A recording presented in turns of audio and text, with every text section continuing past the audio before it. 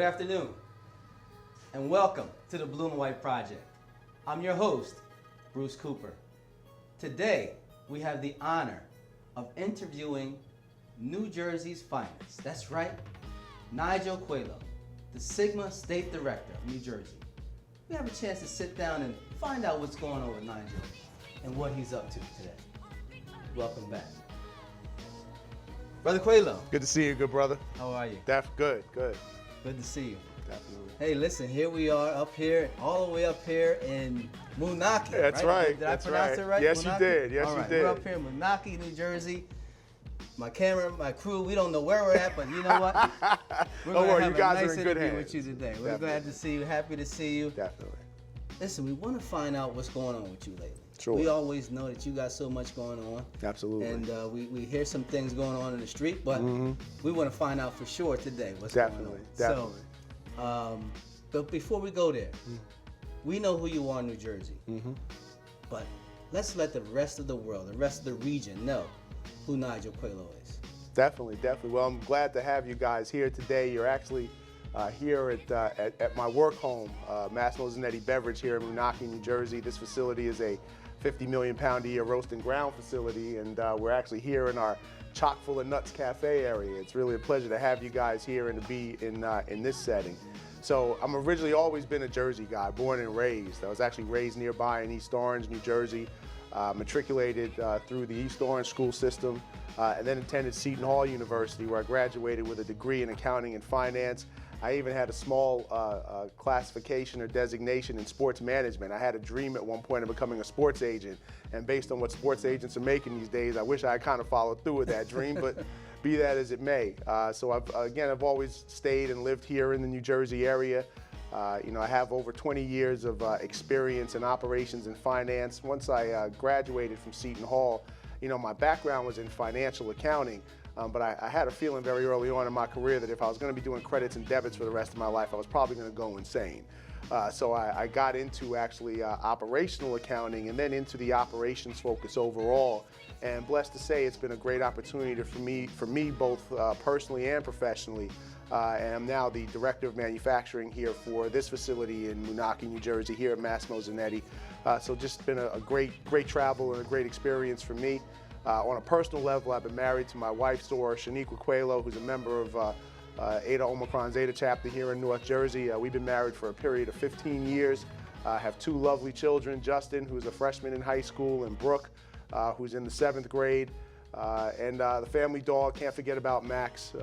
So just really blessed and fortunate, and really happy to say that my family has been one of my biggest supporters, both personally and professionally, and also in Sigma as well. No brother can do the work that he does on any level, national, regional, state, or even chapter, unless you have a great support base and a great family behind you when you're going to these chapter meetings and these committee meetings and different things. So I'm very fortunate. Sounds like you're blessed. Definitely. But, I mean, hey, you didn't take that route as an accountant per se, right? But you went a little bit further into it. I mean, now you're operationally doing some accounting, a little bit different, a lot more fun. You know what? I went through the same journey myself. Really? Okay, wow. In college and had I was an accounting major for 2.5 years. Oh, wow, okay. The same thing. I said, am I going to do this for the rest of my life? Yeah. So kind of changed up. Yeah, but definitely. I went into management. But let's go further. Let's talk a little bit more now about Sigma. Outstanding family and background. I love it. Right. Where'd you go to college at? I actually attended Seton Hall University right here in North Jersey. And that's where you coached? Yeah, it's funny story. So I came into the organization in the spring of 1994. And in 94, when I became a member of Sigma, there was no chapter at Seton Hall. So for me to gain acceptance or to gain entrance into Sigma, I actually pledged through the Xi Tau chapter, which was at Jersey City State College, not too far away. And then it was 2 years later that we were able to charter a chapter actually at Seton Hall, the Alpha Nu Alpha chapter at Seton Hall in 1996. So we went from there, and then in 1997 I had the opportunity.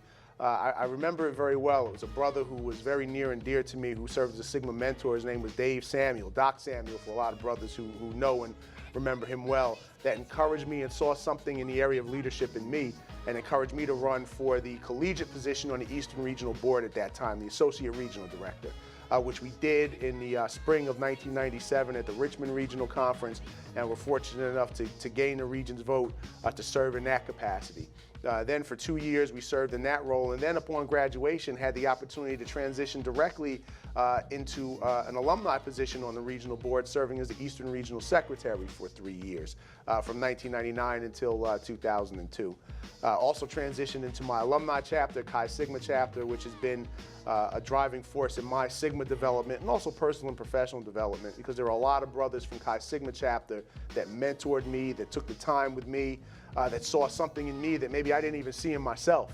And I owe those brothers a lot. Brothers like Doc Samuel, like Cedric Ashley, Kabina Thomas, Larry Mungeon, who many brothers know very well, Dr. Kevin West. Those brothers really poured into me, into my spirit, and helped me to always continue to be a worker in Sigma. So even besides serving as regional secretary, on the state level, I was an area deputy director on 2 occasions, and have had the opportunity to serve as the New Jersey State Director in 2001, 2002, and then again, New Jersey came calling in 2014 and had the opportunity to serve in that role from 2014 till now.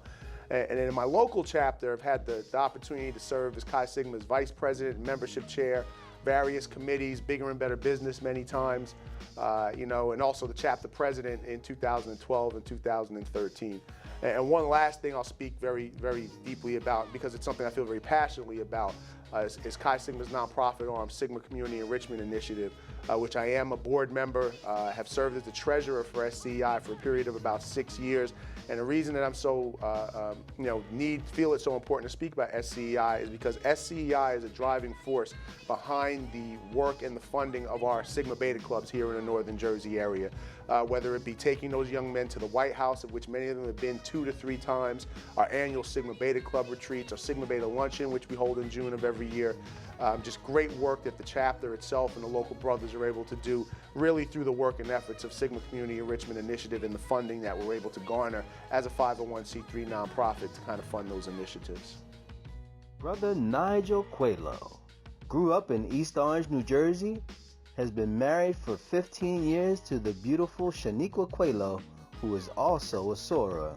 Nigel also went to Seton Hall University. Now, speaking economically, and you talked about the mission, what would be the mission? One of the key missions as the regional director. What would you want to accomplish there? Let's focus for a second a little bit about Project SEED, which is a national and regional initiative of our organization under the umbrella of Bigger and Better Business. We do great work in Project SEED in our communities, economic development, wealth building, generational wealth building, and I believe many of our chapters around the region and around the country do a great job in educating those in the community. I think one area that we can focus a little bit more on as a fraternity is how do we turn some of that training and some of that development inward? How do we train our brothers and our members to build that generational wealth? How do we help our brothers to understand the importance of building their 401ks and their savings plans? How do we educate our brothers on how to build for their children's educations through 529s or various college savings programs? One of the key focuses of SEED, I believe internally, is helping our brothers understand the importance of life insurance, term insurance, and even death insurance. How many brothers have we seen throughout this country and throughout this region, personal friends of ours? I had a line brother passed away a little over a year ago, and we see so many brothers that don't even have the ability, or the families don't even have the ability to pay for the funeral because there isn't proper insurance there. And that's an area where I believe we can do a better job of educating our membership to better service and be a benefit to their families. Were there any programs that you were thinking of initiating along with SEED to be able to do that, or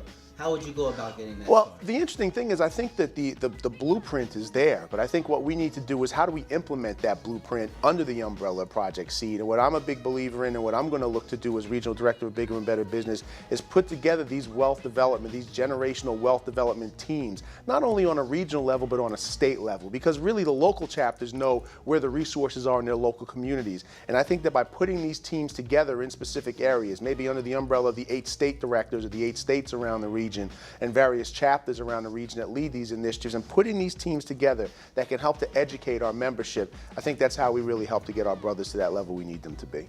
Oh my God, I think that's going to be a strong initiative that we need, because a lot of brothers need the assistance in Yes, the area. they do. They do. But They we do. have so much pride Right, that right. we don't really Right, ask for right. it. Even though we don't know, we know we Right. need it.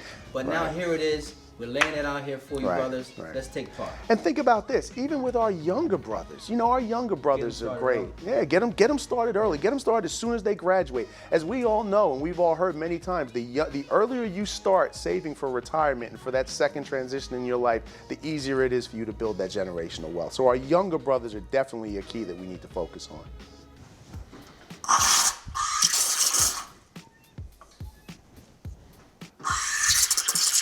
Brother Nigel Coelho is currently the Director of Manufacturing at Massimo Zanetti in Moonachie, New Jersey. Thank you, brother. You got it. Cheers. Cheers. So, here we are in the coffee bar. That's What a right. beautiful place this is. So, brothers want to know, and you know they're going to ask. So I may as well ask it right now. In this break of service from 2002 to 2016, what happened? What did we leave Sigma? What happened? What made this gap of service so prevalent? Well, I'm glad you asked that question. Every trek in life is a journey, and in my journey in life and journey in Sigma, we came across some very interesting crossroads. In 2001, 2002, we actually at the same time were serving as a vice president of our chapter, New Jersey State Director, and Eastern Regional Secretary. Now, around about that same time, we had just married our beautiful bride, who is our wife and soror, Shaniqua Coelho, today. And our first child was born in July of 2001, Justin. And then later in 2002, towards the end of 2002, Brooke was born. So around about that time, we had a new family, new career, because we were just starting along our road in operations. I actually moved from a prior company to a company where I was at for a period of about 15 years, working my way up through the operational sector and managing operations, production planning, and things of that nature. So all that was going on at the same time. So we did make the decision at that point that maybe it was time to step back a little bit on that regional and state leadership role. And we maintained our service to Chi Sigma chapter locally here for various years, or for numerous years there. But really at that point, family came first, and also professional development as well. Because I believe that, for a brother to truly be in a position where he can give back to his organization, you gotta have the personal side really buttoned up, because no brother can be a true servant leader unless he has the support of a great family behind him. And how do you make that happen? I know myself as a brother, I find it difficult. Yes, It is very it's difficult definitely a challenge. to be able to just do what we want to do for the community and Right, for right. Sigma, and to still be an active part in our family. So Right. we're not that absentee that father. Right. How do you make that happen? Well, I think the best way to do it, and again, I'm very fortunate and blessed in that, my wife being a Zeta, she has a true understanding of what it means to be a servant in the community. But it doesn't just stop there.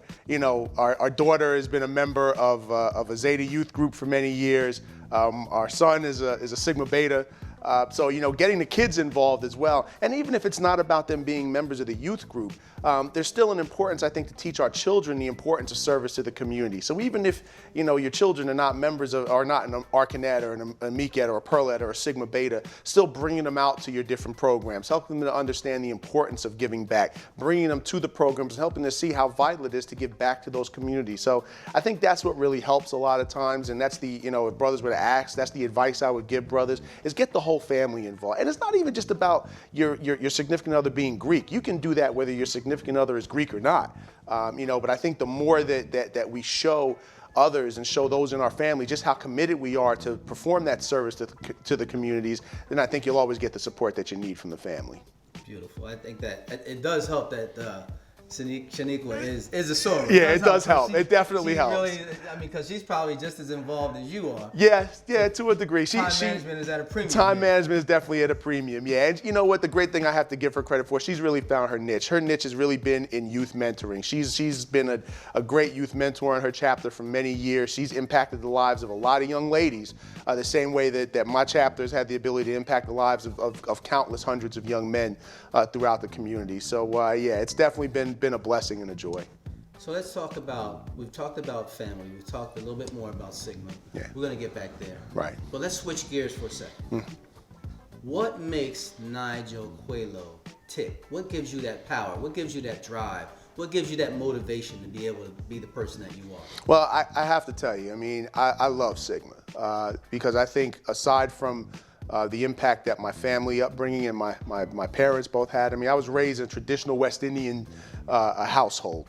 My father was Guyanese, my mother, God rest her soul, was from Jamaica, and they instilled a certain work ethic in me, to never take handouts, never take anything for granted, to always work. If you can't do anything else, outwork the other guy. That was what my father always used to tell me. You know, stay humble, but outwork the other guy. Yes. You know, so I think that really played a pivotal role in helping to develop me.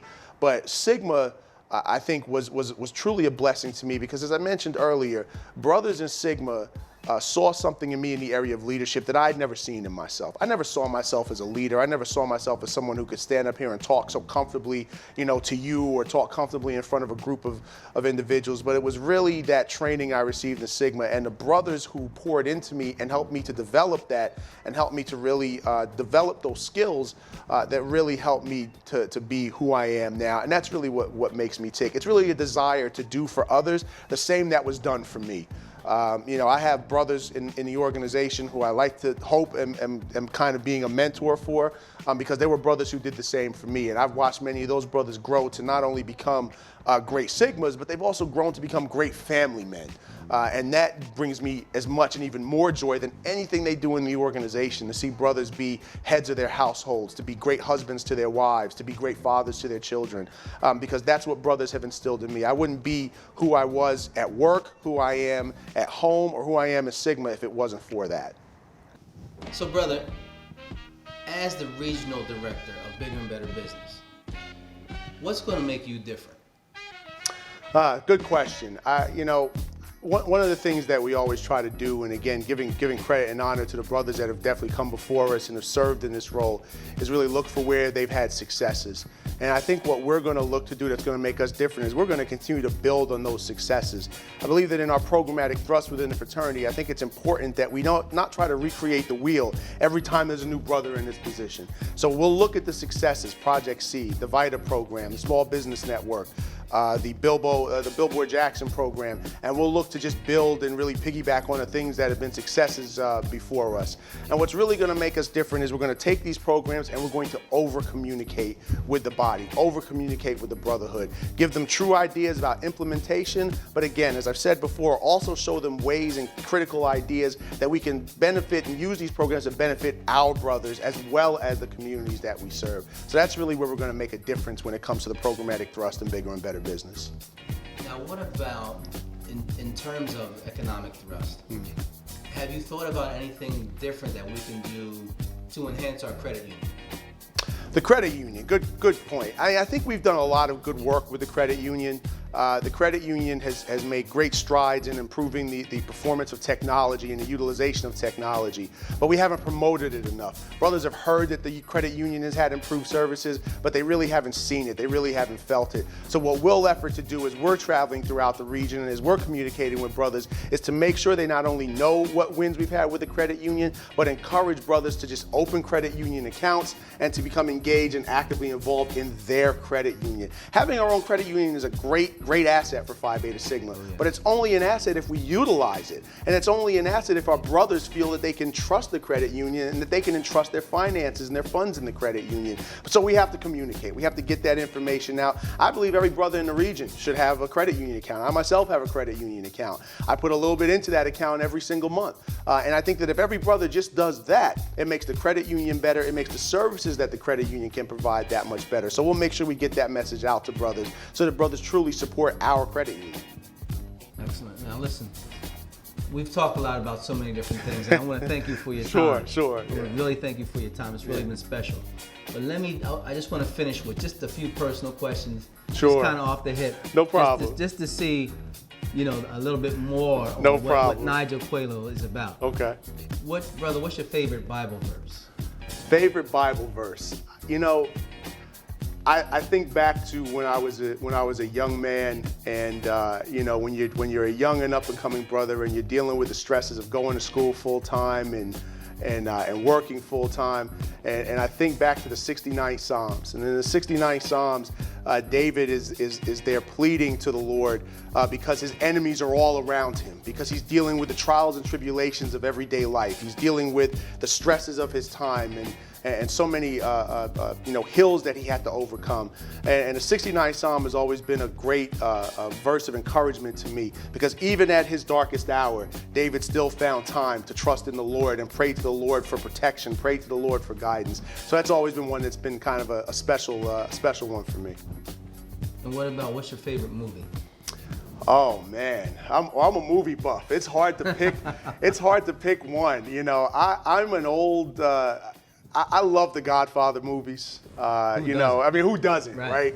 But I'm going to make you an offer that you can't refuse. You know, I mean, I really do. Even 3, which a lot of people don't like 3, but I even like 3 was okay. 3 was up, but you know what? It rounded the story out. You know, so I always love the Godfather movies. You know, Goodfellas is always a personal favorite. Bronx Tale. You know, those are some of my favorite movies. So yeah, I'm a big you know, kind of mafioso movie fan. But a lot of who isn't? You know, a lot of guys are. But those are definitely some of my favorites. I think when Goodfellas comes on, I watch it every time. No matter what, right? If you're flipping through the channel and it's on, you got to stop what you're doing and watch it for a few minutes. You think I'm funny? You think I'm funny? Yeah. What? You think I'm funny how? I'm here to amuse you. yeah, absolutely. And what's on your Pandora? What are you listening to? You know, I have a diverse mix. I mean, I'm being raised in Jersey. I've always been a hip hop head. You know, I like some of the newer hip hop that's out today. Kendrick Lamar, I'm a big fan of. You know, Drake, you know, guys like that. You know, I listen to a lot of that stuff now because now my kids are listening to it more and more. I'm a big traditional hip hop guy though. So, you know, when I'm listening to my satellite radio, I've always got, you know, the old school station on, you know, so stuff from back in the 80s, you know, Public Enemy, you know, things like that. Tribe, man, Rest a lot in of Fife, you know, I was listening to everybody was playing a lot of Tribe this week, which brought back a lot of, you know, memories. Leaders of the New School, Busta Rhymes, you know, back in the day, you know, all things that I, you know, stuff I grew up on. So still a big fan of that today. Starting to get, as I get a little bit more seasoned, starting to get into being more of an appreciator of jazz.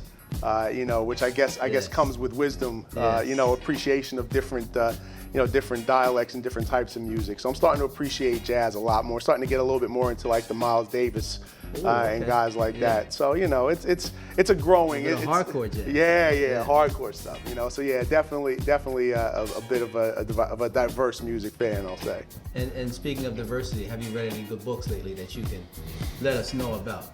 You know what? I'm a big believer in personal development, and I always, a lot of what I read, you know, really focuses on that. You know, not always the traditional styles, but I'm a big fan of the John Maxwell books. And the 21 Irrefutable Laws of Leadership is a great read when it talks about, you know, the different levels of leadership and how to identify where your true leadership ceiling is.